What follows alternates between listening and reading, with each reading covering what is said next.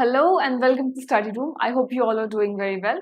I am Prataksha, your geography teacher, and I'm here to discuss with you the second chapter in geography, namely land, soil, water, natural vegetation, and wildlife resources. Now, this may seem a very long name for a chapter, but do not worry because this chapter is very closely related to the previous one that we have already studied, that is about resources.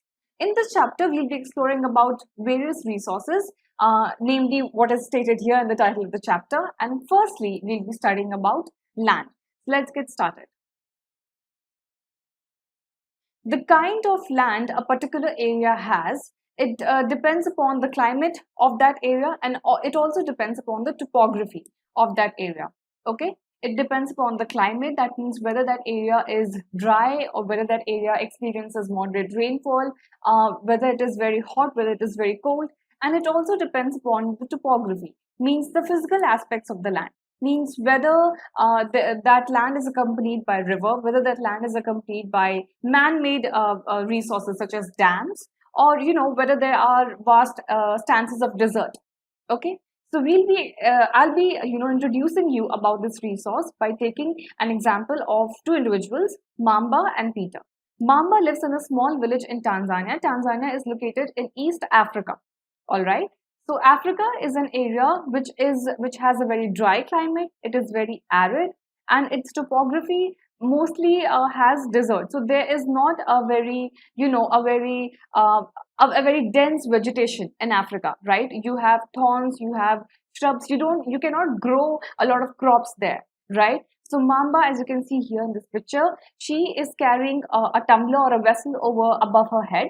All right, she is basically helping her family members to fetch water, and because Africa is a place where you have scarcity of water, so individuals often have to travel to many kilometers in order to fetch water from a well or other community areas. All right. Moreover, they are poor, so they have to help each other in the household chores. And because there is little to no vegetation growing there, so whatever crops they are able to grow like maize and beans, that is also very scarce, that is very so low that it hardly is able to it's hardly so much that a family of four or a family of even two three can survive. All right. So Africa, owing to its climate and topography, has a very, you can say, a poor atmosphere where people such as Mamba, they have to live in very scarce conditions. All right. Second example is of Peter. Peter is an adult individual, you can see here in this picture, and he lives in the sheep rearing region of New Zealand. Contrary to Africa, New Zealand has a very rich topographical area. Means there are rivers, there are grasslands, there are vast stretches of grasses, of forests. Okay, so there is a cover of a vegetation. There is a moderate amount of rainfall. All right, so we can conclude here that the vegetation would be very dense as compared to Africa. That is why another occupation apart from farming could be rearing of cattle. All right, cattle such as sheep, you can see here in this picture, they are grazing in these grasslands. Okay, and after their wool have grown enough to be reared. Okay, these sheep, their wools, they are reared and then they are sold into the markets. All right, so this is another occupation that Peter could have apart from farming. And since New Zealand has a very richer climate, richer topographical area than Africa, richer in the sense you have a moderate rainfall and you have a vast stretches of vegetation over there as compared to Africa. So there must be very advanced technological areas in farming as well, like organic farming, like new technological, instruments. Okay, because Africa is a poor country, but New Zealand is a rich one. So the kind of living conditions that people have, it is mainly dependent on land. All right, this is what we can conclude from the examples of Mamba and Peter. And another thing that we can conclude is that the differences in the quality of this land, and what kind of differences, the differences could be related to soil fertility. All right, and then we saw about topographical regions. Okay, then about water, whether water is available or not, and natural vegetation, because Africa has low vegetation and New Zealand comparatively has a very high vegetation. quantity, okay, and the kind of animals that reside in these particular areas. And then again, because Africa is a poor country, so technology is not so developed as in the case of New Zealand. So all of these, they determine the quality of life, okay. And if you can, relate, or if you can pinpoint one thing that is very, it is determining the base, that is your land. Because everything that further comes up, that is soil, water, natural vegetation, it all depends on what kind of land that person is living upon. So this is why regions, they differ from each other. All right. Then you have to observe the land, the type of soil, and the water availability in the region that you live. Um, India also has a very different, regions of terrain where you have different availabilities of the kind of soil. Some soil could be rich, some soil could be, poor in fertility. Okay, then some areas could have vast expanses of availability of water, and some areas could have scarcity of water. So it depends upon, it depends upon the kind of region where you are living. Then you can think, and you can then think about that, how it is influencing the lifestyle of people. So this is a very simple activity, and by observing Mamba and Peter, you can also observe, the area in which, the particular area in which you are inhabiting. All right, the kind of land you have there, the kind of soil that grows there, and also upon the availability of water. Then, now, the vast uses of land, therefore, could be for urban purposes, right? For household, for infrastructure, for buildings, for industries, okay, for mining. So there are so many purposes, for farms, all right. So all of these uses. Where do we build all these buildings? We build all of these on land, the place where we live, the home where we are living, okay, and the buildings, all right. Then farming, for the grazing areas of animals, okay. Then forest, vegetation, all the natural areas that are, existing here on earth, okay. All of these are existing on land, and all of these are dependent upon the kind of topography that a particular area has, and the kind of climate that that particular area is experiencing, okay. So land is that vital resource, and you'd be surprised to know, because only 30% of the total area of the Earth's surface is land, means that kind of land which we humans are inhabiting. All right. The other rest area, 70%, they are there, but we are not using them. Okay, they may be, hidden in the topographical regions, or even if we are using them, humans, we are very sparsely populated there. Okay, we are mainly dependent upon areas whether we will have easy availability of water, where we would have very fertile soil. Why? Because these conditions, these requirements, they basically they basically rule the kind of life that we are living, where we will have easy availability of water, where we will have, fertile soil. Definitely we will be wanting to reside there, because we can access water, and we can use that fertile soil for farming. All right. Whereas in regions, dry regions, such as you saw that in the example of Mamba, right, in Tanzania, and not just in Africa, but other areas that are arid, or other areas that may not have very fertile availability of soil or availability of water. There the population is very sparse. All right. So only 30% of the total area of the Earth's surface is land, and population, therefore, it varies. Okay, where you have fertile plains, land, easy availability of water and soil, the population would be very higher, as compared to areas such as deserts, and as compared to mountain areas. Okay, in the hill station, the population is less as compared to the urban areas where you have fertile lands. All right. Moving on, the use of the land. Now, I have been repeating this to you, that the use of the land, it depends upon the topography. Okay, means the physical aspects, or you can also write it as the physical features. All right, means whether that particular area has rivers or deserts or dams, or whether it is plain in nature, whether it has a plateau, or whether it is a mountainous region. All right, so the topography determines the physical features of the land. Then the kind of soil that you're having there, whether it is a fertile soil, whether it is a clay soil, means the soil that can absorb water to a larger extent, whether it is dry soil, means it has almost negligible absorption of water.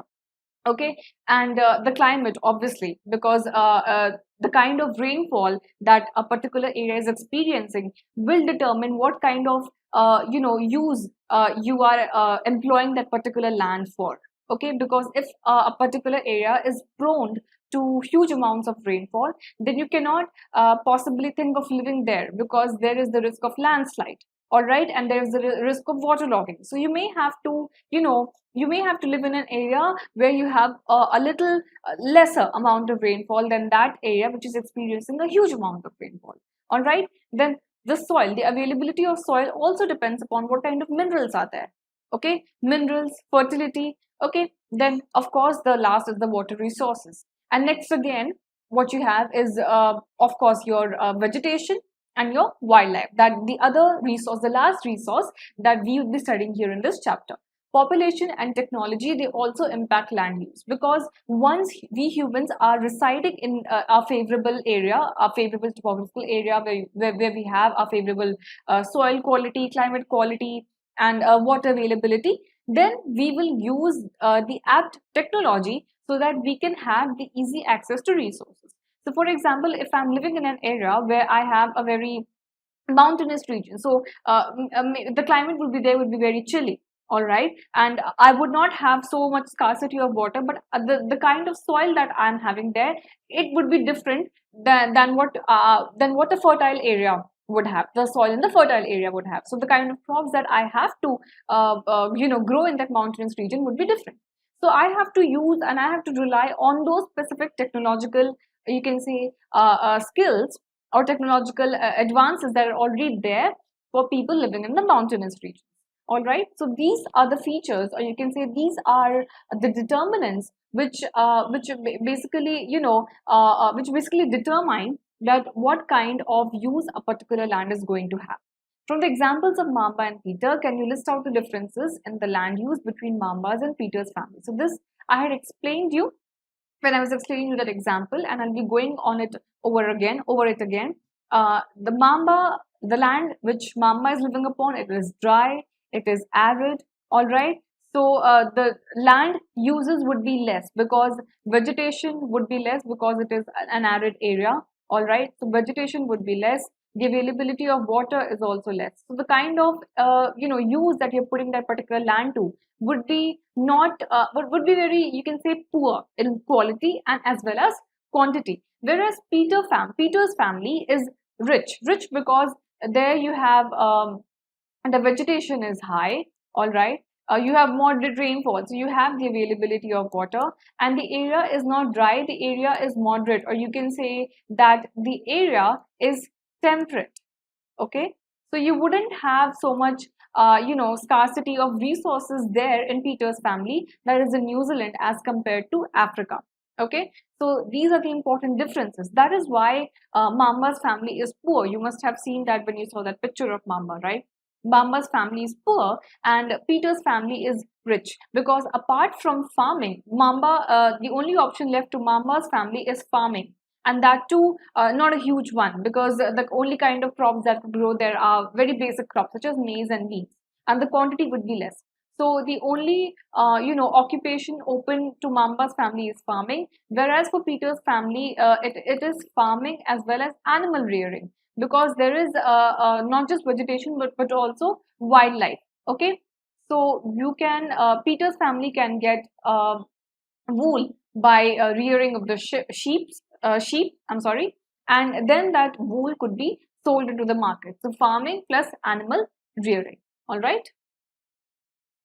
Then there are two types of land ownerships, namely private and public, or you can also say common land ownership. So privately owned land is, of course, the kind of land that one owns. All right, means that land is the sole property of that particular individual. Nobody else could have a claim on it. Okay, so that piece of land could determine just a small chunk of area that where that person could have just his or her home, all right, or that piece of land could also be very vast, so vast that there is a home plus there could be a vast area that could be used for farming. Okay, so it all depends upon the stretches of land that one is owning. If it is a very small stretch of land, then obviously that person would only have his or her home there, all right, his or her house built. But if you have huge amounts of area, a very large area of land that you own, then you can build alternative resources. Like you can think of farming, you can think of building a huge garden for yourself, if you may like, fountain. Okay, so people who own huge mansions, castles, they have all these huge stretches of land that they own, and that is all their property. Okay, that is the privately owned land. The other example is the common property resources, or that is also known as the common owned land, or you can just say as the common land, all right, where that particular area is shared by a community, is shared by a region. Okay, so you can see here in this picture that a group of people, they are walking. Somebody is cycling. Somebody is just maybe enjoying the kind of weather that that particular area has, or maybe just painting or doing something. So this common land, this common property resources, you one person cannot go and say that I own all this land. That area is basically a property, that area is basically a resource, okay, for everybody around that region. Okay, and that could be used for plucking fruits from the trees. That could be used for just going on morning and evening walks, going on cyclings, or maybe just enjoying the weather on a very sunny day, or depending upon the region, a very chilly day. All right, so these are the two kinds of land ownership. Then there are some measures related to the conservation of land resources. Okay, now in the previous chapter, if you may remember, I there was a section where I was explaining you about the conservation of resources. All right, and I had explained to that part because the continuous use and more appropriately, the continuous overuse or exploitation of resources has led to a decline in the availability of those resources. Okay, so since we are tackling individual resources here in this chapter, so when you talk about land, there is also an over exploitation of the use of this resource, because people, they are building their homes, people they're building their factories. So basically one of the reasons for this exploitation could be urbanization. Okay, could be the introduction of modern technologies, because yes, it is a boon, but it is also causing a very a very disastrous impact upon our environment. All right, because whatever areas that were left for a natural vegetation or for other wildlife creatures, we are encroaching upon that land. We are basically destroying, we are clearing those areas of forests and getting rid of all those wildlife, so that we could build our buildings, we could build our roads, our dams, or other important buildings, other important infrastructures that is going to help for the urbanization. All right, so the other reason could be deforestation. Okay, that is again related to urbanization and modern technology. Okay, so the kind of measures that we can use to counter all of these is what is listed here in this slide. Afforestation means when people get rid of forests of a huge stretch of area to build, say, some urban complexes. Okay, so you can tackle that you can say that you can tackle that deformity of that particular land by building by planting trees in some other area, so that balance, that stability is maintained, and that harmony is being checked. Okay, so afforestation means planting of trees. Land reclamation means wherever there is a wasteland, all right, or whether there is a particular area that is surrounded by waterlogging. So now that we have technology, now that we have modern equipments, instruments, we can use all of these to let that barren area, to let that vast area be enveloped with fertile soil, so that we can grow crops, if not forests. Okay, and we can get rid of that waterlogged area and then use that land for other purposes. So land reclamation, okay, using of that wasted land. All right, regulated use of chemical pesticides and fertilizers. Now whatever fertilizers or whatever chemicals that you're using on crops, those are those pesticides, those fertilizers are basically getting absorbed into the soil layer. Means basically they are getting deeply accumulated into the land. All right, and because of that, whatever groundwater that we are having, that is getting contaminated, and excess use of these fertilizers are altering the nutrient content of that soil, of that particular land. Okay, so in order to tackle that, so that the land preservation is maintained, the quality, the minerals, the nutrients is maintained, the groundwater is not getting too contaminated, and the wildlife also are not getting exposed to all of these pesticides and dying. And even the plants, some of the plants, they also wilt away, they also die because of the excess use of these pesticides and chemical fertilizers.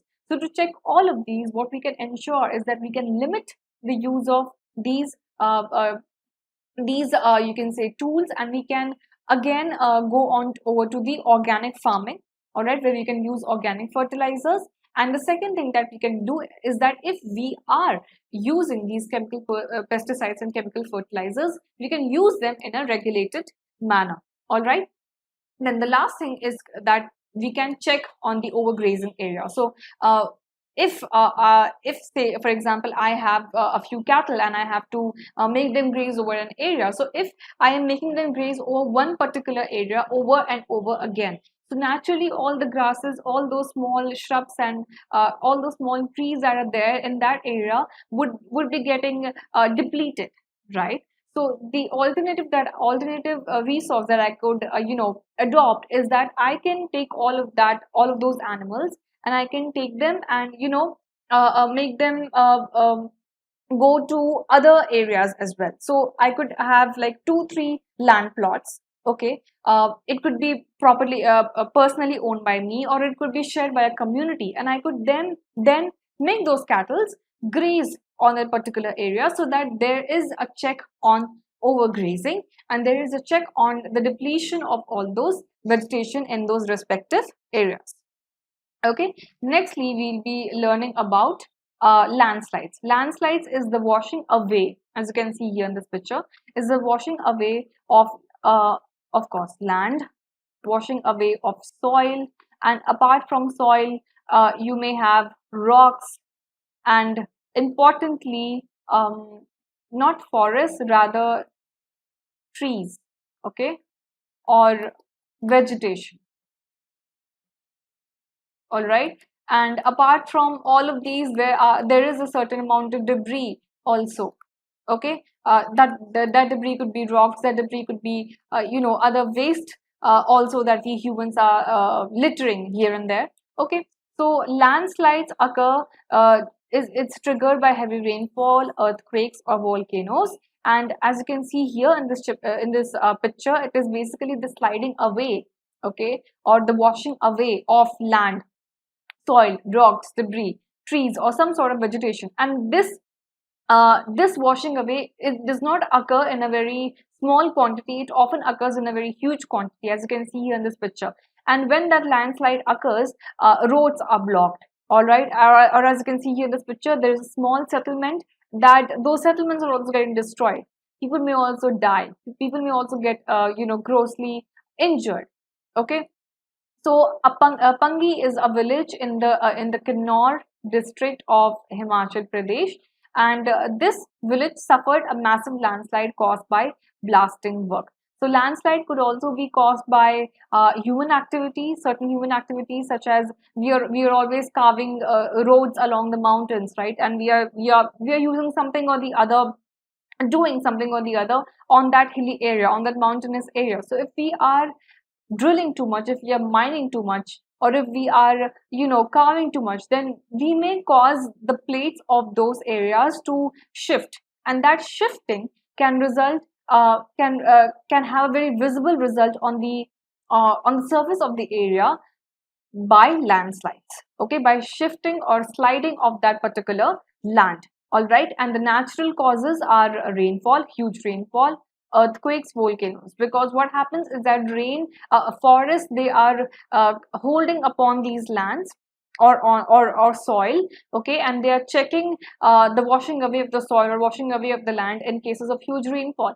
But in areas where you have less extent of forests, or all those areas that is prone to deforestation, when a huge amount of rainfall precipitates on that area, then it could also result in landslides. All right. Then there is a landslide mitigation mechanism, means a mechanism that you can employ to get rid, or to to ensure that you are protecting human lives, and you're protecting also vegetation or animal lives in case a landslide occurs. So the first logical reason could be that a particular area that is topographically prone to landslides, that could, the reason could be all natural. All right. Then you can ensure that there is no human settlement around that area. All right. This is known as hazard planning. So you are you are planning beforehandedly that a particular area that is prone to landslide, there will be no human settlement in and around that area. Okay. Then the other important mechanism could be a retention wall. Okay. Wait. A retention wall. And what is this retention wall? It is this concrete wall that you can see here in this picture. So basically, this upper area, this upper stretch could be the land that is prone to landslides. All right. So you are building a concrete wall on top, you can say, on that slide, on that natural contour of that land, and you're also, making some small pillar-like structure that could that is draining away the surface water that is precipitating downwards. And there is also a small channel, a small area, a drain where the leftover water can just slide away. So you are basically minimizing you're minimizing all those land stretches and all those draining away of soil debris and rock particles that could possibly happen in that area. And because of the you can say, because of the solidity of this concrete wall, of this retention wall, whatever settlement could be there below, just below that area of that is prone to landslide, could be protected as well. So this is a mitigation mechanism, a controlling surface drainage, and by building a retaining wall. Also afforestation, because like I told you, if there is a vast expanse of forest area, or vast expanse of just trees, stretches of trees that are holding on to the soil there, holding on to that land, so no matter how much rainfall is occurring, the roots of those trees could just hold tightly all of that land areas, all of that soil areas, and could help them from being washed away. Okay. So afforestation, retention wall, building controlling surface drainage, and hazard planning. These are the methods that you can take in order to, protect people from landslide. All right. Then talk to an elderly person in your family or neighborhood, and uh, collect information. Collect information about changes in the land use over the years in the place where you live. So this is an activity that I'm leaving you with in this part of the chapter. You can talk to any elder person in your neighborhood or even in your family, and you can collect information about changes in the land use.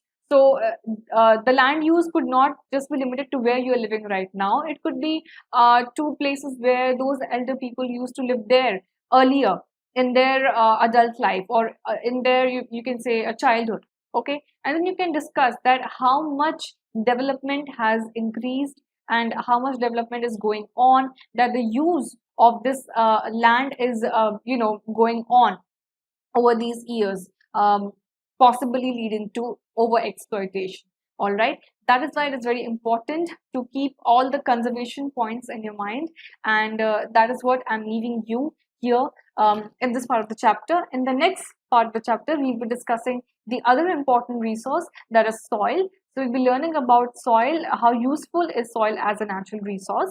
Okay. And then what are the measures that we can take in order to conserve soil. Okay. So I'll meet you in the next part of the chapter.